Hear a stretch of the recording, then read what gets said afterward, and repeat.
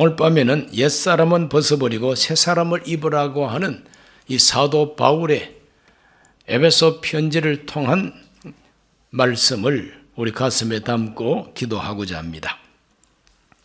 개인이나 사회나 보다 더 나은 삶으로 발전하기 위해서는 변화가 되지 않으면 안 됩니다. 자기 자신을 변화시키고 뭔가 혁신시키지 않고는 더 나은 세계로 발전해 나갈 수가 없습니다. 이 세계사를 우리가 조금이라도 읽어보면 봉건 사회의 그 전통 문화 사회 속에서 인간 관계와 그리고 사회 조직, 또 정치 조직, 국가 조직, 이와 같은 그 옛날 사고방식과 봉건 사회의 그 모든 체제 속에서 벗어나지 못한 채로 고집을 하고 있는 나라들은 다 시들어가고 또 축소되고 망해버리고 말았습니다. 그러나 마음을 새롭게 하고 국민들이 마음을 새롭게 하고 지도자들이 마음을 새롭게 해서 국가 체제도 변화시키고 사고방식도 변화시키고 가치관도 변화시키고 이와 같이 뭔가 하나님 앞에서 변화시키려고 애쓰고 노력할 때 그 나라들은 다 새롭게 되고 부강한 나라로 탈바꿈했다고 하는 것을 발견하게 됩니다. 이와 같은 사회적인 큰 그 변동을 세계사적으로는 근대화라고 하는 말로 표현합니다. 근대화. 이 근대화가 아니라 그 근대화 이전에는 봉건 사회입니다. 그건 옛날 사고방식과 국가 체제를 가지고 백성들이 억눌림을 당하고 소수의 사람들이 권력을 차지하고 그 국민들을 지배하던 그런 시대. 그것을 변화시켜서 근대화에 성공한 나라들마다 그들은 다 복을 받고 나라가 부강한 나라가 됐습니다. 이 근대화의 선두 국가들은 대개가 다 유럽에 있는 기독교 국가들이었습니다. 또 대서양 건너 태평양 건너 미국이었습니다. 영국, 프랑스, 독일, 미국 이런 나라들이 선두주자가 돼가지고 그 전통 사회를 다 변화시켜서 근대화에 성공을 하게 됩니다. 그 뒤를 따라서 근대화를 또 따라간 나라가 러시아 제국입니다. 이러한 나라들은 이 근대화를 통해서 과학기술을 발전시키고 기계 문명을 발전시키고 개인에게는 자유와 인권을 허락하고 민주국가로 또 법치국가로 만들어서 과거의 그 봉건사회 왕 중심으로 영주 중심으로 지방관리 중심으로 체계가 만들어져서 지배하고 피지배인들 된 그 모든 국민들, 농부들, 또 하층계급에 있는 노예들 이렇게 해서 변화가 없는 이 과거의 체제에서 탈피하고 벗어나서 산업사회를 이루고 현대 자본주의를 태동시키게 되는 겁니다. 그래서 이제 외국과 통상을 하고 또 북극 강병의 힘쓰므로 말미암아 나라가 더욱 강해지는 이와 같은 혜택을 일찍이 맛보게 된 겁니다. 해외로 뻗어나가서 식민지까지 운영하게 되고 각 나라와 통상 외교를 통해서 경쟁을 하고 이것이 바로 근대화에 성공한 선진국들의 모습이었습니다. 그런데 이 아시아에서 유일하게 제일 먼저 근대화에 성공한 나라가 어느 나라냐 하면은 온 세계 사람들은 다 인정합니다. 일본입니다. 일본은 아시아에서 제일 먼저 근대화에 성공한 나라로 인정을 받고 있습니다. 일본 근대화를 위해서 제일 먼저 단추를 누른 나라가 미국입니다. 미국의 페리 제독이라고 하는 해군 제독이 함대를 이끌고 일본 요코하마 항에 정박을 하고 일본 막부 쇼군을 만나가지고 통상 외교를 요청하게 됩니다. 그럴 때 일본 그 에도 막부는 1년만 좀 기다려달라. 우리가 1년 동안 우리 대신들과 의논하고 국민들 뜻도 알아보고 이렇게 해서 대답을 하겠다고 그랬습니다. 그래서 1년 후에 1854년에 일본은 드디어 요코하마를 개항하게 됩니다. 미국과 통상 외교를 하게 되고 미일 화친 조약을 맺게 됩니다. 일본이 우리나라 강화도를 침범해 가지고 강화도에서 우리가 조약을 맺을 때 불평등 조약을 맺은 것처럼 일본 막부가 미국하고 화친 조약을 맺을 때에 통상 외교에 있어서 불평등 조약을 맺게 됩니다. 많은 사무라이들과 많은 일본의 지성인들이 자존심이 상했습니다. 왜 우리가 미국 앞에 이렇게 낮아져야 되느냐? 왜 미국 사람들은 특권을 누려야 되느냐? 여기에 대해서 불만을 품고 막부를 끝내버렸습니다. 그 막부를 그렇게 끝내고 개항을 하게 된 주 원인이 뭐냐면은 1840년에서 1842년 2년 동안에 저 중국에서 아편 전쟁이 있었습니다. 그러므로 영국과 청나라가 아편 때문에 전쟁을 했어요. 아편 때문에 전쟁을 했어요. 그 아편 전쟁을 통해서 세계에서 가장 강대한 나라라고 스스로가 자부하는 이 청나라가 영국 앞에 깨져버립니다. 그때 일본이 충격을 받습니다.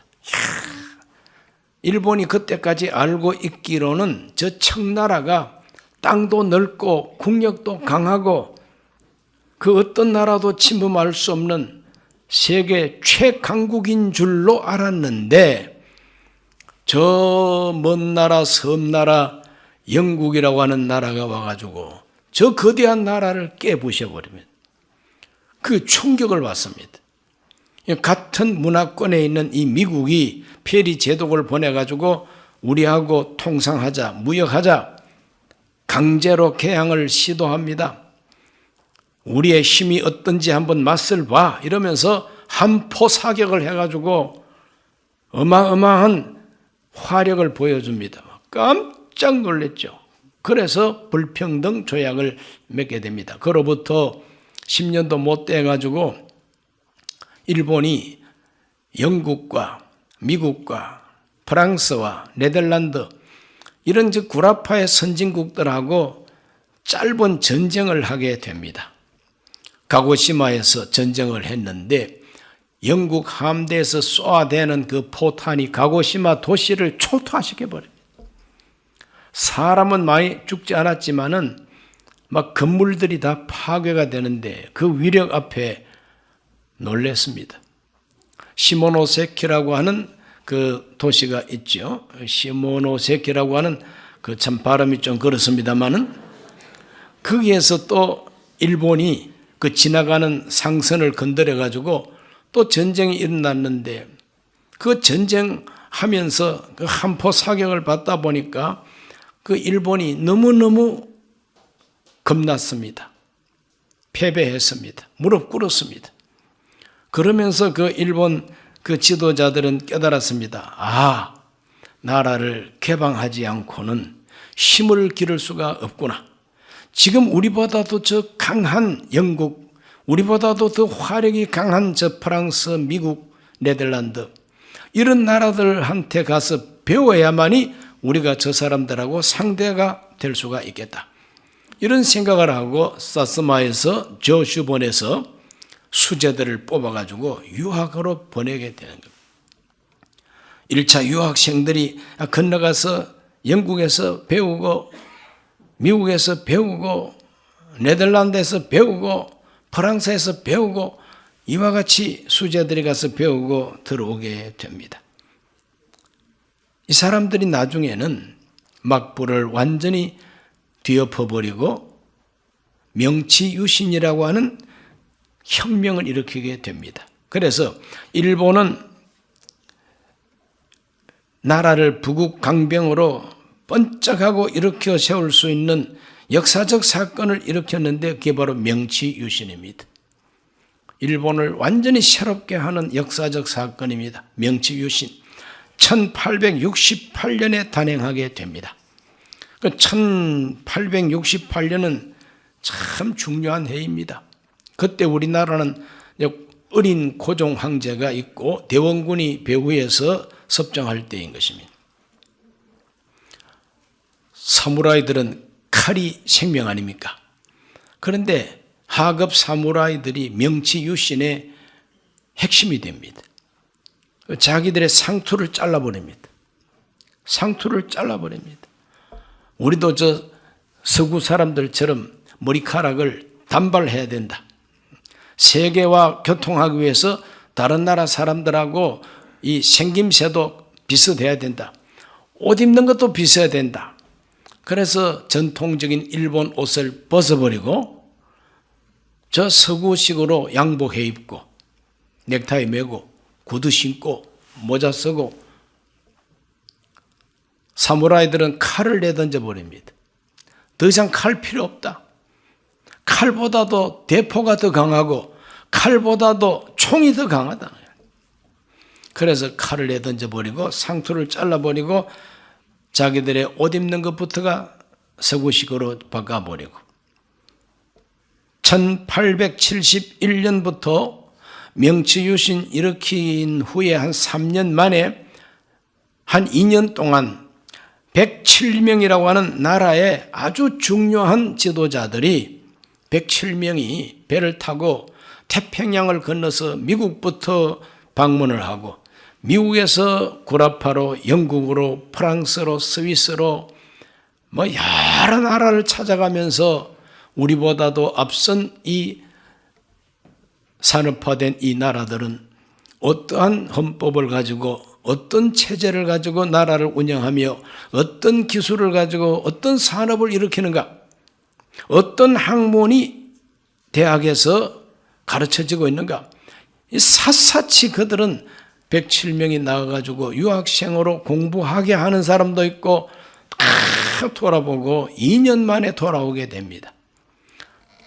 이와 같이 선진국을 배우기 위해서 근대화에 성공한 나라들의 그 근대 국가의 체제와 법과 기술과 학문 이런 것들을 2년 동안 나가서 다 살피고 오게 됩니다. 그때 나가서 배우고 온 사람들이 일본이라고 하는 이 나라를 짧은 시간 내에 발전시키게 됩니다. 부국강병이죠.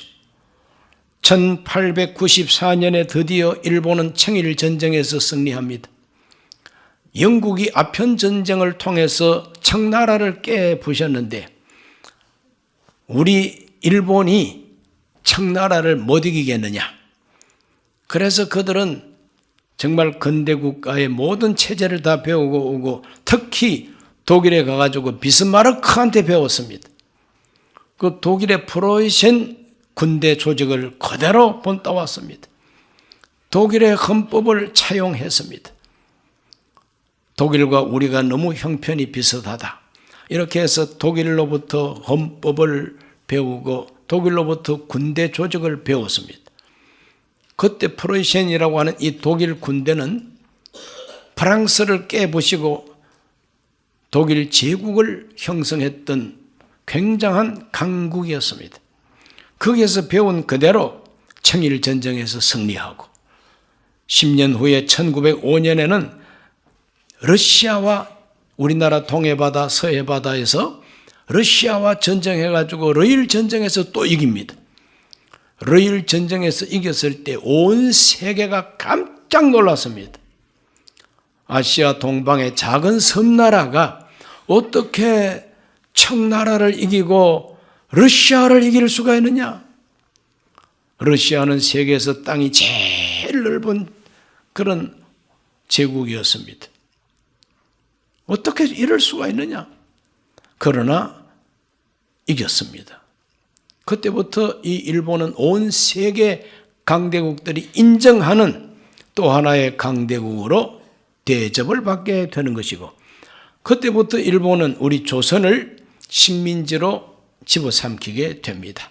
정말 기분 나쁘지만 명치유신을 통해서 일본이 근대화에 우리보다 앞서 성공함으로 말미암아 우리들은 패배했습니다. 싸워보지도 않았죠. 그냥 갖다 바친 겁니다. 이런 표현이 있습니다. 일본이 어떻게 세계를 배울지 고민하고 있을 때, 일본이 이 근대 국가를 배우기 위해서 고심하고 있을 때에 조선은 쇄국을 고민하고 개화파를 죽이는 데 혈안이 됐다. 정반대 아닙니까? 일본은 나라의 수재들을 온 세계로 보내가지고 배우고 나라를 부국강병을 위해서 힘쓰고 애쓰는데 조선은 쇄국 정책을 어떻게 하면 잘할 수가 있을까? 개화파, 우리도 일본처럼 개화하자고 하는 사람들은 다 친일파라고 다 목을 쳤습니다. 삼족을 멸했습니다. 상반된 이와 같은 모습 속에 조선은 망하고 만 겁니다. 망하고 난 다음에 1910년 8월 29일부터 1945년 8월 15일까지 35년 동안 우리는 식민지 지배를 받았습니다. 1945년에 해방을 받았습니다마는 해방된 이 나라가 우리 스스로의 힘으로 해방된 것이 아니라 미국의 힘과 연합군의 승리로 해방을 선물로 받은 겁니다. 그냥. 그러다 보니까 누가 이 한반도의 주인이 되느냐 하는 것 때문에 큰 분란이 일어나고 갈등이 일어나게 됩니다. 이 바로 좌우 갈등이라 그러는 거죠. 해방 전국은 정말 혼란했습니다. 암살이 성행했고 폭력이 성행하고 그랬습니다. 겨우 나라를 세웠습니다. 그런 와중에서도 강력한 리더십을 가진 이승만 초대 대통령에 의해서 자유민주국가, 대한민국, 법치국가, 그래서 나라를 세웠습니다. 6.25 전쟁 터졌습니다. 풍전등화와 같은 위기 속에 있었지만 미국과 유엔이 도와줌으로 말미암아 나라를 지키는 데 성공했습니다. 그리고 미국하고 상호 방위 조약을 체결함으로 말미암아 한국 땅에 미군이 주둔함으로 더 이상 공산군들이 쳐내려오지도 못하고 러시아와 중국도 어찌할 수가 없는 그 패권 국가로서의 그 미국의 위상 때문에 우리나라는 미국의 그늘 밑에서 경제 발전을 할 수가 있었죠. 오늘에 이르기까지 많은 피를 흘리고 땀을 흘리고 그런 역경이 있었지만 우리나라도 유신했습니다. 1972년 10월 17일 박정희 대통령이 10월 유신을 단행합니다. 유신이라고 하는 게 뭐냐 하면은 혁신, 개혁, 혁명 이런 뜻이 바로 유신입니다. 유신. 오로지 유자에다가 새롭게 한다는 신자에다가 새것이라는 신자. 그래서 오로지 새롭게 돼야 된다고 하는 것이 유신입니다. 이 유신을 통해서 이 나라가 산업화와 중화공업과 그리고 수출을 주력하는 경제적인 정책을 통해서 세계 속에 이 나라가 우뚝 서게 되는 것입니다. 반도체 산업에 일찍이 뛰어들고 디지털 산업에 일찍이 우리가 인프라를 구축하고 이렇게 함으로써 이제 우리나라는 IT 강국이 되고 디지털 강국이 돼가지고 세계가 우리나라를 이제는 업신여길 수 없는 국력을 가지게 되고 세계적인 위치를 가지게 된 것입니다. 얼마나 감사한 일입니까? 이 모든 것이 바로 성경에서 나오는 것처럼 옛 사람을 벗어버리고 새 사람을 입으면 새롭게 된다는 거죠. 그래서 우리 기독교의 신앙 사상과 국가 발전, 개인의 인생의 이 변화 이러한 것과 맥이 다 통하고 원리가 다 통한다 이 말이죠. 옛 사람을 벗어버리고 새 사람을 입으라고 하는 이 사도 바울의 가르침, 이것이 바로 옛 나라를 벗어버리고 새 나라를 옷 입었습니다. 옛 나라가 어떤 나라입니까?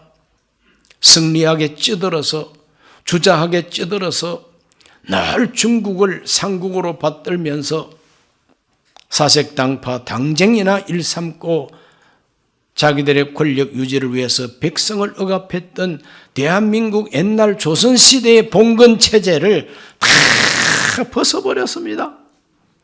그리고 자유민주국가로서의 대한민국이라고 하는 새 나라의 옷을 입었기 때문에 우리나라가 이렇게 발전하게 된 겁니다.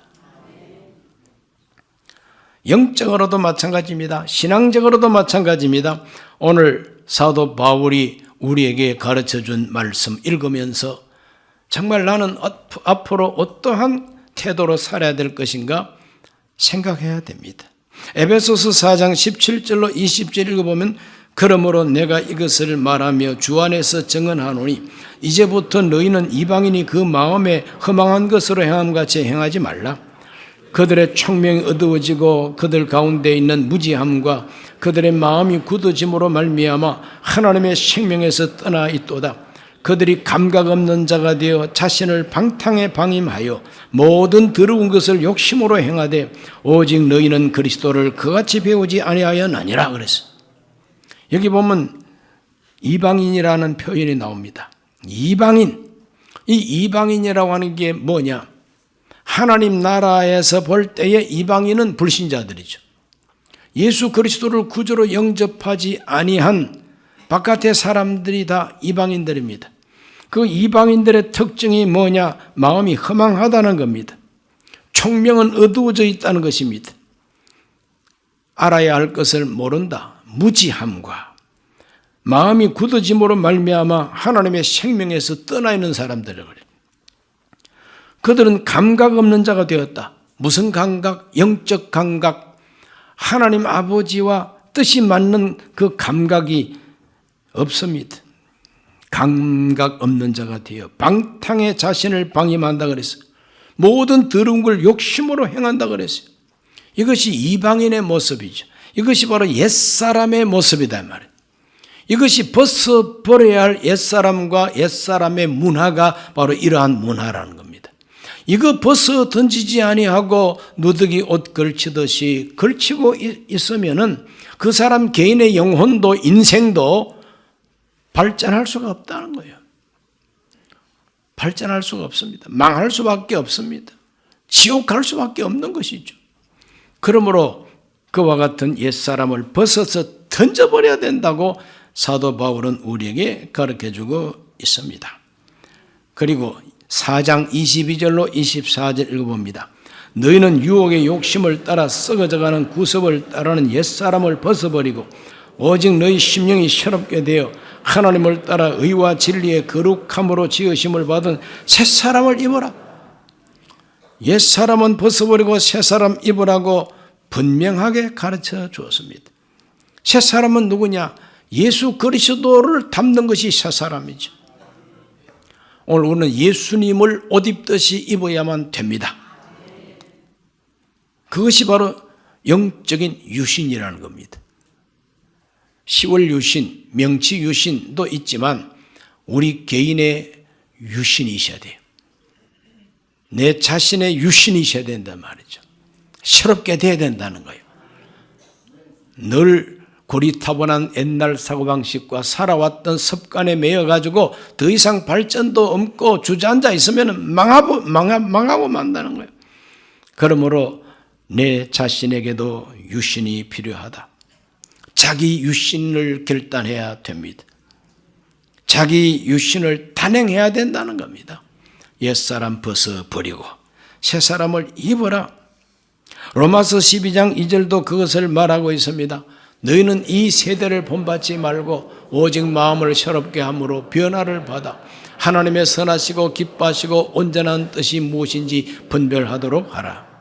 이 세대, 벗어버려야 할 이 세대, 옛날 세대, 옛날 사고방식, 캐캐묵은 사고방식, 공산주의 사상 이념, 김일성주의 주체 사상, 중공식 사회주의, 이 모든 것은 다 옛날 사고방식이에요. 하나님이 기뻐하지 않는 사고방식들과 가치관들입니다. 이거 벗어버려야 되는 거예요. 이거 벗어버려야 돼요. 이걸 불태워버려야 되는 거죠. 십자가에 못 박혀서 우리의 죄를 대속하신 하나님의 사랑과 은혜를 믿음으로 말미암아 그분이 성령으로 우리를 새롭게 해주시는 하나님의 의와 진리를 따라 지으심을 받은 새 사람을 입어야 된다는 것이죠. 골로새서 3장 9절로 10절은 이렇게 가르쳐주고 있습니다. 너희가 서로 거짓말을 하지 말라. 옛사람과 그 행위를 벗어버리고 새 사람을 입었으니 이는 자기를 창조하신 이의 형상을 따라 지식에까지 새롭게 하심을 입은 자니라. 지식까지 새로워져야 된다는 거예요. 지식까지 새로워져야 된다는 거죠. 그러므로 이 모든 것을 벗어버리라. 분함과 노여움과 악의와 비방과 너희 입에 부끄러운 말, 너희가 서로 거짓말을 하지 말라. 옛사람과 그 행위를 다 벗어버리라. 옛사람과 그 행위, 옛사람의 습관, 옛사람의 그 모든 도덕, 옛사람의 그 모든 문화, 이거 벗어버리라는 거죠. 다 벗어버려야 돼. 새 사람을 입었다. 이 새 사람은 바로 예수 그리스도의 사람이요, 하나님께서 새롭게 해 주시는 새로운 윤리, 도덕, 가치관, 이것을 그대로 옷을 입듯이 입어야만이 하나님 앞에 복을 받게 되는 것입니다. 역사적으로, 사회적으로, 국가적으로도 이와 같이 옛것을 벗어버리고 새 것을 입을 때에 그 나라가 부자가 되고 강해지고, 그래서 세계에서 1등 국가들이 되는 겁니다. 똑같은 원리로 오늘 저와 여러분들은 벗어버려야 할 옛사람, 내던져버려야 할 구세대, 죄에 빠진 이 세대, 생각과 가치관과 모든 사고방식을 다 내던져버리고 씻어버리고 새롭게 돼야 된다는 겁니다. 고린도후서 5장 17절을 읽어보면 그런즉 누구든지 그리스도 안에 있으면 새로운 피조물이라. 이전 것은 지나갔으니 보라 새 것이 되었도다 그랬어요. 오늘 우리 모두는 명실상부한 새 사람 되기를 주 이름으로 축원합니다. 새롭게 되기로 결심하시기를 바랍니다. 자신을 살펴보고 벗어버려야 할 것을 발견해야 됩니다. 그것을 위해서 몸부림치며 하나님께 기도해야 됩니다. 내 스스로의 힘으로 안 되기 때문에 성령이여 도와주옵소서. 성령이여 저를 새롭게 하여 주옵소서. 예수님을 닮아가게 하여 주시고 하나님이 인정하시는 가치관을 나의 가치관으로 받아들이게 하여 주옵소서. 그 사람은 반드시 그 인생에 복을 받게 되어 있습니다. 따라합시다. 자기 유신의 결단을 하자. 자기 유신을 단행하자. 박정희 전 대통령이 욕을 얻어먹으면서도 내 무덤에 침을 뱉어라 하면서 단행한 것이 10월 유신입니다. 유신하지 않고는 이 나라가 경제적으로 기반을 잡을 수가 없다고 하는 판단으로 내 무덤에 침 뱉어라 그러면서 10월 유신을 단행하고 그 열매가 오늘 대한민국이 일어설 수 있는 기초가 된 거예요. 아무도 부인할 수가 없는 겁니다. 중국의 덩사오평도 박정희의 이 모든 정책과 박정희의 이 모든 것들을 그대로 본땄습니다. 온 세계 지도자들이 박정희를 존경합니다. 오늘 우리 모두는 다 10월 유신 또는 일본의 명치 유신, 내 자신의 영적 유신을 통해서 새롭게 돼야 된다. 오늘 이 밤에는 새롭게 돼야 된다고 하는 주제, 옛사람은 벗어버리고 새사람 입으라고 하는 바울의 권면을 가슴에 담고 새롭게 되기로 결심하시기를 주 이름으로 축원합니다. 기도합니다. 하나님 아버지, 오늘 이 밤에 하나님 앞에 나와 기도한 우리 모든 성도들, 사도 바울의 권면대로 옛사람 벗어버리고 새사람 입게 하여 주시옵소서. 예수님 이름으로 기도하옵나이다. 아멘.